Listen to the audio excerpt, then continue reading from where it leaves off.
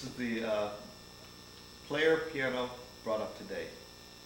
So instead of having the player piano roll that drives the keys, what I did is I took 88 solenoids, mounted them nothing like the picture.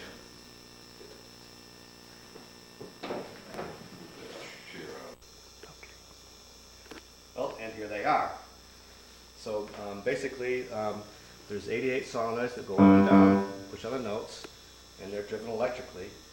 And one thing that I wanted to do, which I did, was to not just, a solenoid is either on or off, but in order to get the semblance of some velocity, I actually kind of modulate the signal that drives the solenoid so that it actually can push it down softer or louder.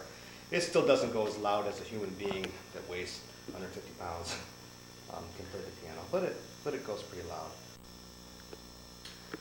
So, this is the mechanical part. This is almost the easy part. What has to happen is something has to translate what these solenoids do based on what comes out of the computer.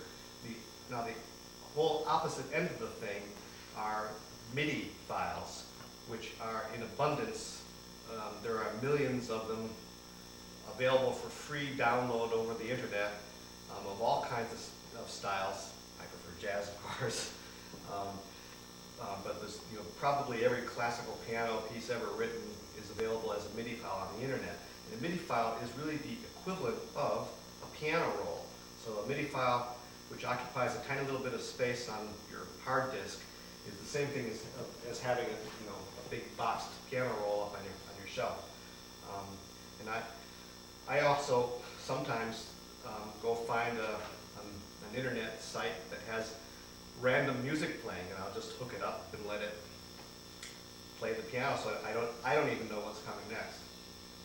So in between the MIDI files is some computer equipment, and one is my regular computer, which talks to the internet, gets the MIDI files, can play the MIDI files, and typically the MIDI file on most people's computer would get played via their sound card on their speakers, and then that's what you hear.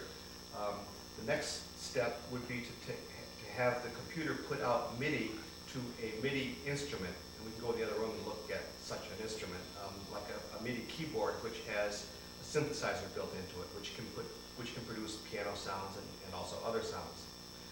But what I did was to kind of, in place of where that MIDI instrument would be, I put yet another computer.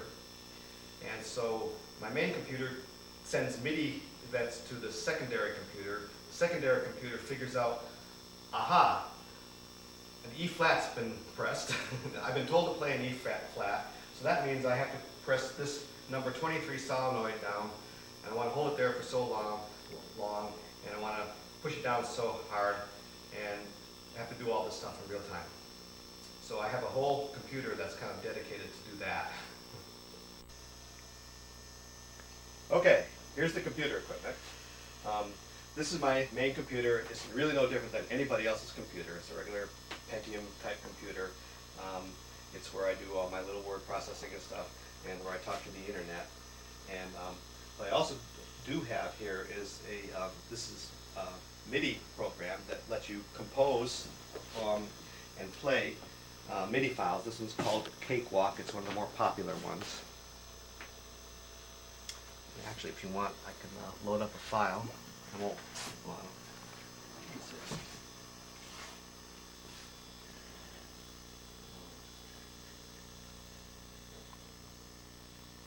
say that again, please. I just loaded a MIDI file called T for 2, which I found on the internet somewhere. This program lets you look at. This is actually called the piano roll view of the file, and this is just it's like looking at the holes in a piano roll.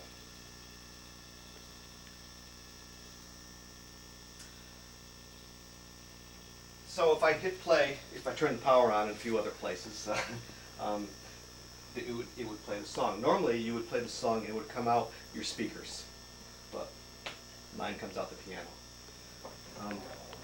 Down here is an opened up. In that opened up box is that other computer that I was talking about, and it has some software that was the hard part of the project that interprets all of those MIDI events into what to do with all those solenoids in there. And here we are also talking about, this is a standard MIDI keyboard. It's made by Roland, and what you'll see is that the piano events will come out on my piano. The drum events, which we haven't talked about yet, will come out on my drums. But all the other instruments, horns, bass, other instruments that I don't implement mechanically, come through on my stereo system. And so those sounds come out of here. So basically, I take the MIDI events that come out of my computer, they run it into my special computer, that drives the piano, drives the drums, and then everything that it can't handle, it just passes on to this MIDI keyboard, and it takes care of everything else. Does someone have to sit here and operate the keyboard? Nope. It's automatic. No, in fact, I don't even use this as a keyboard really. It's just the thing. You use the sound that comes out of Right. it. It's the synthesizer that's built Yeah. into it is what I use. Oh, that's good. In addition to this Cakewalk editing program, I have a program that I run quite a bit that simply lets you set up a list of MIDI files. They call it a playlist. And it's like, instead of playing one tune, it would be playing like a whole album of tunes. For example, I have a playlist that's Charlie Parker, and so I've collected some, I don't know, 10 or 12 Charlie Parker tunes, from various places on the internet, and group them together so that I can sit down and listen to an hour's worth of Charlie Parker tunes. And I have Miles Davis playlists and Duke Ellington playlists. Okay, Yeah. I'm going to start her up. All right.